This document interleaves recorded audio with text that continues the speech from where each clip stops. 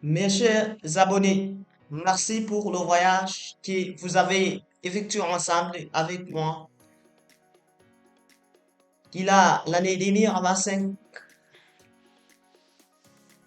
Mais je vous ai promis des documentaires riches en recherche.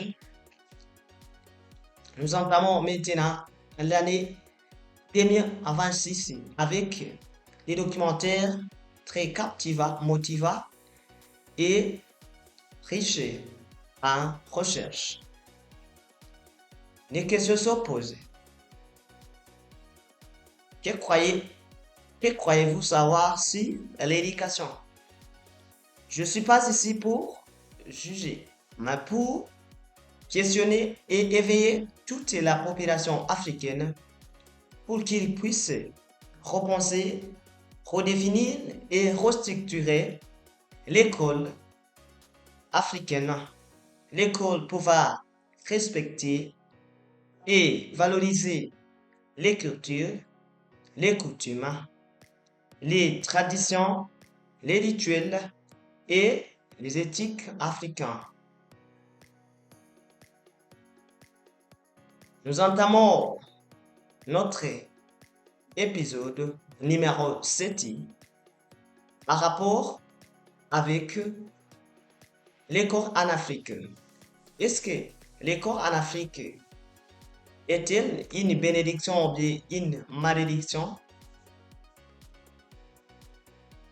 Je tiens à vous remercier sincèrement pour le soutien incroyable que vous m'avez témoigné tout au long de l'année 2025.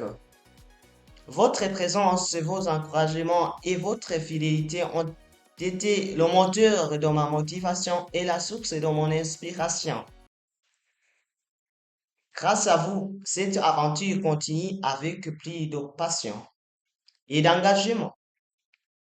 Je vous promets de tout cœur que je ne vous décevrai pas.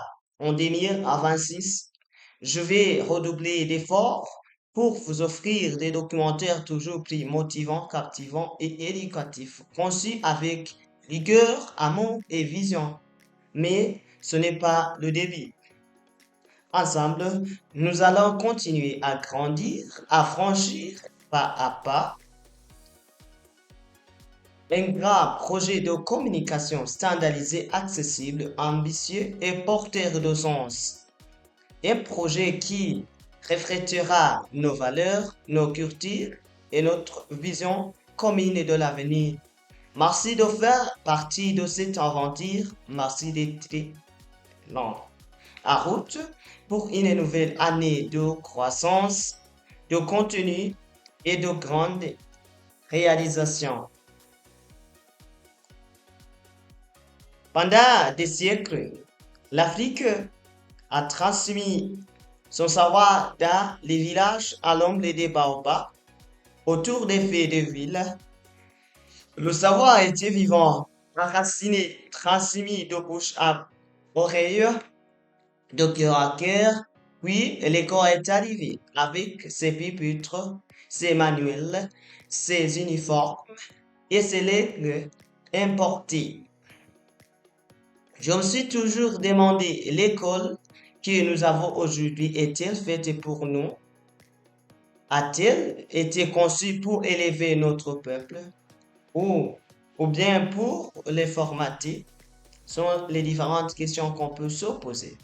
L'école africaine est-elle un levier de libération ou bien un outil subtil de domination?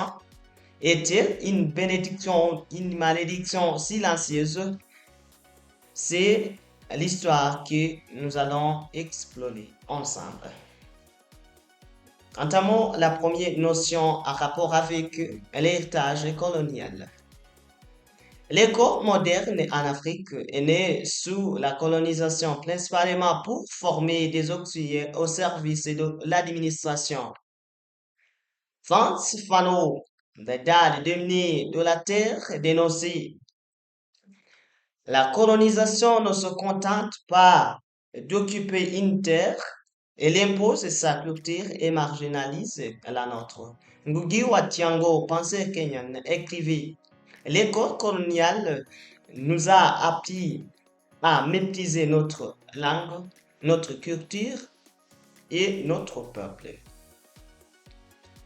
Quand j'étais à l'école, on me disait que nos ancêtres étaient ignorants, que tu avais commencé avec l'arrivée du colon. Aujourd'hui, je me rends compte que m'avait coupé des racines.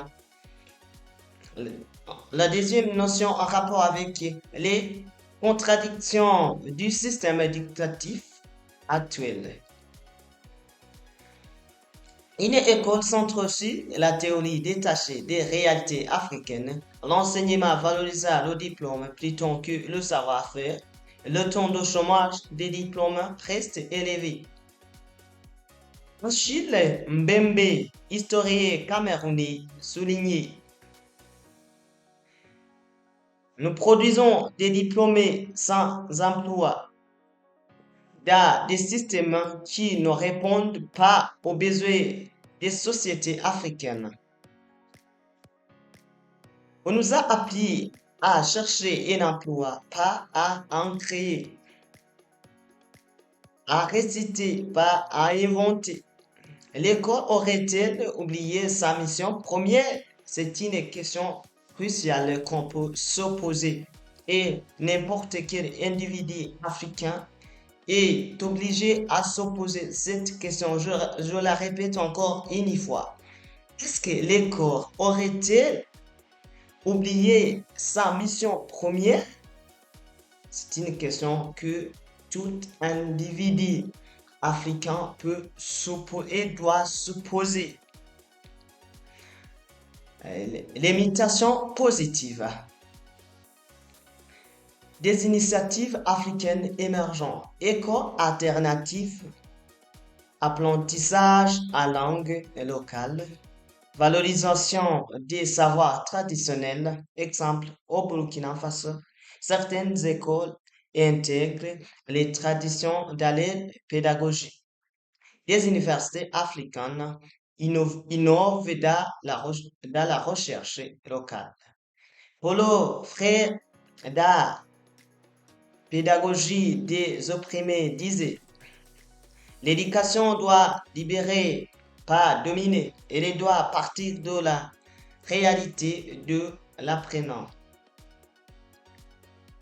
Il est temps de reprendre notre école, de la reconstruire à notre image avec nos valeurs, nos besoins et notre avenir.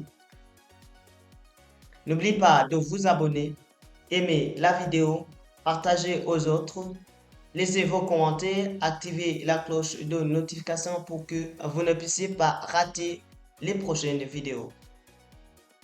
Alors, l'école en Afrique est-elle une bénédiction ou bien une malédiction? Peut-être les deux.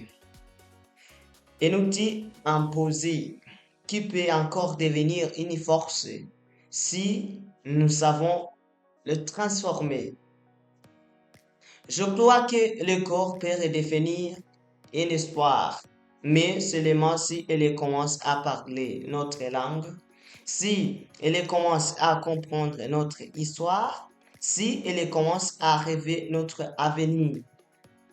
Le vrai changement viendra peut-être le jour où l'école ne sera plus un lieu de formatage, mais une source de renaissance.